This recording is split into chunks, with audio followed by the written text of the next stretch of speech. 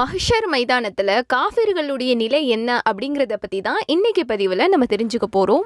மறுமை நாள்ல காஃபிர்களுக்கு ஒரு நாள் அப்படிங்கிறது 50,000 ஆண்டுகள் வரைக்கும் இருக்கும்.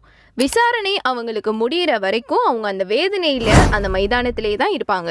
இதை குறித்து அல்லாஹ் சுப்ஹானஹு வ தஆலா தன்னுடைய திருமறையில சொல்றான், அந்நாளில் வானவர்களும் ஜிப்ரீலும் அவனிடம் போய் சேருவார்கள், அந்நாள் 50,000 வருடங்களுக்கு சமமாக இருக்கும் அப்படின்னு. இதுவே ஈமான் கொண்ட முஃமின்களுக்கு மறுமை நாள்ல ஒரு நாள் அப்படிங்கிறது 1000 ஆண்டுகள் வரைக்கும் இருக்கும். இதை பத்தி அல்லாஹ் சுப்ஹானஹு வ தஆலா சூரா அல் ஹஜ்ஜில் 47வது வசனமாக சொல்றான், நிச்சயமாக உனது இறைவனிடத்தில் ஒரு நாள் நீங்கள் எண்ணும் உங்கள் 1000 ஆண்டுகளுக்கு சமமாகும் அப்படின்னு.